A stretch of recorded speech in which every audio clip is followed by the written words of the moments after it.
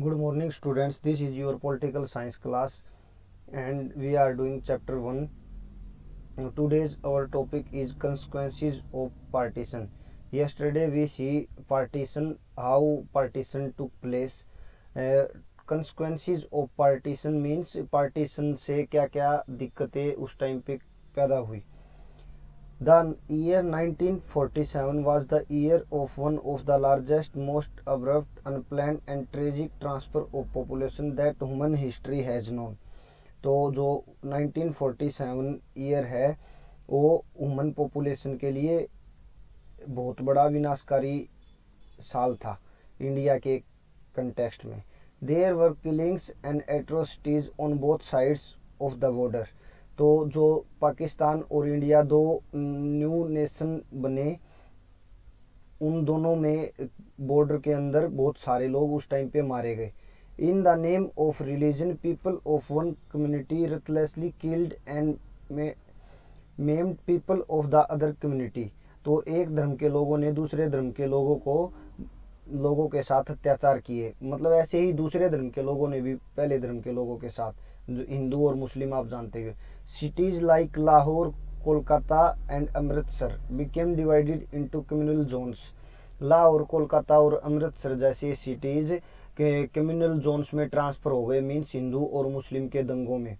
Muslim would avoid going into an area where mainly Hindus or Sikhs lived, and similarly the Hindus and Sikhs stayed away from areas of Muslim predominance. तो जहाँ पर मुस्लिम ज़्यादा थे population में, वहाँ पर हिंदू और सिख लोगों ने जाना बंद कर दिया, और जहाँ पर हिंदू या सिख लोग पॉपुलेशन में ज़्यादा थे वहाँ मुस्लिम ने जाना बंद कर दिया.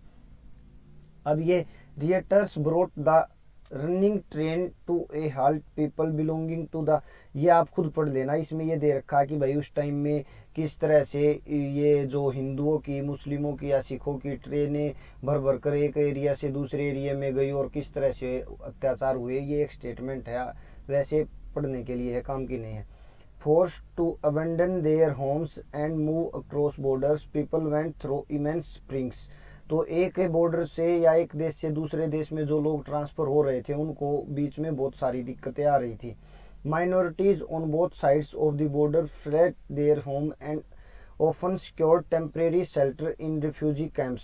तो जिन एरियाज में माइनॉरिटीज थी, जहाँ पर मुस्लिम की, वो उन एरियाज को छोड़कर दूसरी तरफ जा रहे थे, और जहाँ पर हिंदू या सिखों की माइनॉरिटीज थी वो उन एरियाज को छोड़कर दूसरे जगह पर जा रहे थे. तो जहाँ दूसरी जगह वो जा रहे थे वहाँ उनके लिए रिफ्यूजी कैंप बनाए गए थे, वहाँ पर उनको रोका गया.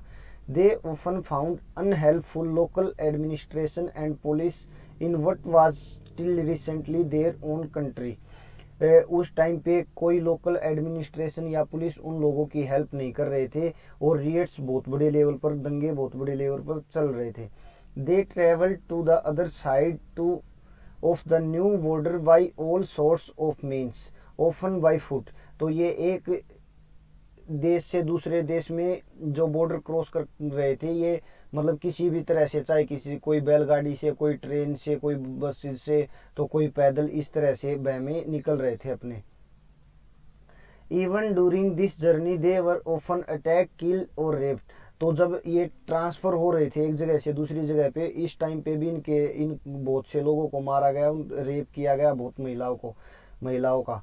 Thousands of women were abducted on both sides of border. They were made to convert to the religion of the abductor and were forced into marriage.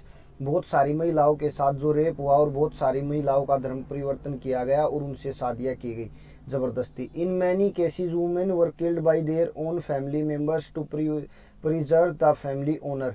बहुत सारे ऐसे केस भी हुए कि महिलाओं को खुद उनकी फैमिली वालों ने मार दिया ताकि उनकी इज्जत बनी रहे. Many children were separated from their parents. Those who did manage to cross the border found that they had no home. तो जो एक बॉर्डर क्रॉस करके एक जगह से दूसरी जगह पर गए, वहां पर उनके पास कोई घर नहीं था, और बहुत से बच्चे भी घर से मिस हो गए और उन अपने घरों से अलग होना पड़ा उनको. 4 lakhs of these refugees, the country freedom meant life in refugee camp for months and sometime for years. तो जो देश की आज़ादी तो हुई थी, बट ये लाखों लोग जो इस दुर्घटना के शिकार थे कम्युनल रिएट्स के सांप्रदायिक दंगों के शिकार थे। इनको रिफ्यूजी कैंप में रहना पड़ा उस टाइम पे भी और आगे भी। Writers, poets and filmmakers in India and Pakistan have expressed the ruthlessness of the killings and the springs of displacement and violence in their novels। तो जो राइटर्स थे, कवि थे, पोइट थे, उस टाइम पे जो भी लोग थे नोवेल लिखने वाले, उन सब ने इस ट्रेजेडी को अपने बुक्स में लिखा है। While recounting the trauma of partition, they have often used the phrase that the survivors themselves used to describe partition as a division of hearts। तो बहुत से लोगों ने ऐसे भी लिखा जो पार्टीशन हुआ वो एक दिल का बंटवारा था, ना कि जगह का। ठीक है। The partition was merely a division of properties, liabilities and asset or a political division of the country and the administrative apparatus। तो जो भी विभाजन हुआ था वो जगह का, संपत्ति का, प्रॉपर्टी का, पॉलिटिकल डिवीजन मीन्स जो लोग पाकिस्तान बनने के फेवर में थे वो उस साइड गए, उन्होंने उनके लिए वोट मांगी और उन लोगों को उकसाया कि आप पाकिस्तान को बनवाने के लिए कुछ भी करो। ठीक है।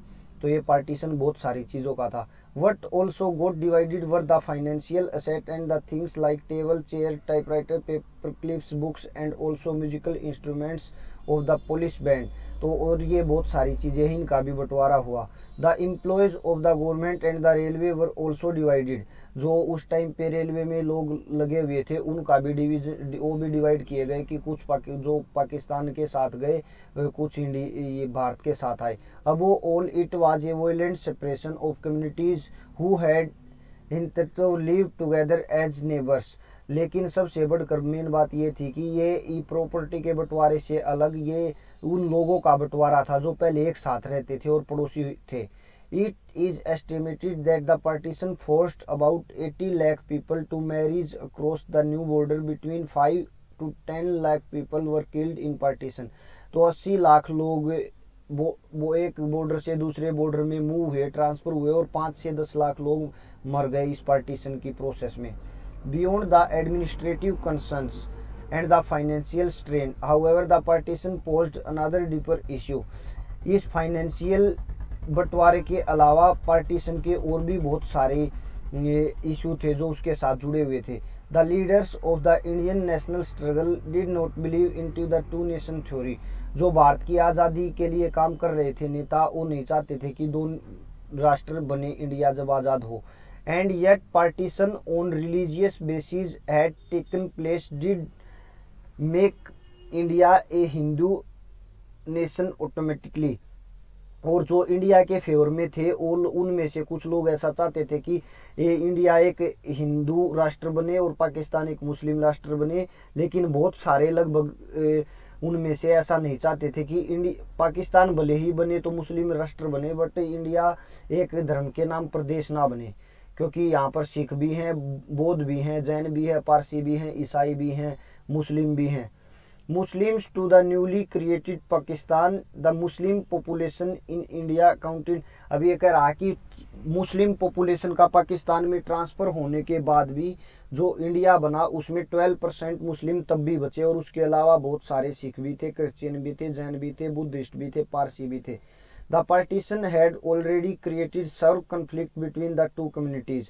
पार्टीशन ने पहले ही हिंदू मुस्लिम के बीच में एक बहुत बड़ा झगड़ा खड़ा कर दिया था। तो इंडिया के लीडर्स को पता था कि वो एक हिंदू राष्ट्र के नाम पे ही देश बनाएंगे तो बाद में बौद्ध हैं, जैन हैं, सिख हैं, ईसाई हैं, उनका क्या होगा, और जो मुस्लिम इंडिया में बाद में भी रहने की कह रहे हैं उनका क्या होगा। तो वो इस टू नेशन थ्योरी के फेवर में बिल्कुल नहीं थे। There were competing political interests behind these conflicts। The Muslim League was formed to protect the interest of the Muslim in colonial India। तो मुस्लिम लीग जो बनी थी कॉलोनियल इंडिया में जब ब्रिटिशर्स का राज था, वो मुस्लिमों को के राइट्स के लिए बनी थी। It was in the forefront of the demand for a separate Muslim nation. आगे आगे जब मुस्लिम लीग की ताकत बढ़ती गई तो उन्होंने एक आज़ाद होने के बाद नए अपने लिए पाकिस्तान की डिमांड रखनी शुरू कर दी थी पहले ही। Similarly there were organisations which were trying to organise the Hindus in order to turn India into a Hindu nation. अब कुछ संगठन ऐसे भी थे जो आज़ादी के बाद इंडिया को भी केवल एक हिंदू राष्ट्र बनाना चाहते थे, but most leaders of the national movement believe that India must treat persons of all religious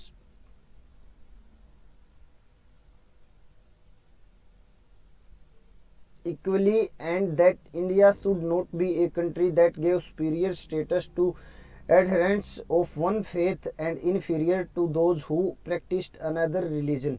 लेकिन जो भारत के पक्ष में बहुत सारे लोग थे, नेता थे, वो चाहते थे कि इंडिया एक धर्म के नाम पर देश ना बने, वो सभी धर्मों के लोगों को अपने साथ लेकर चलेगा।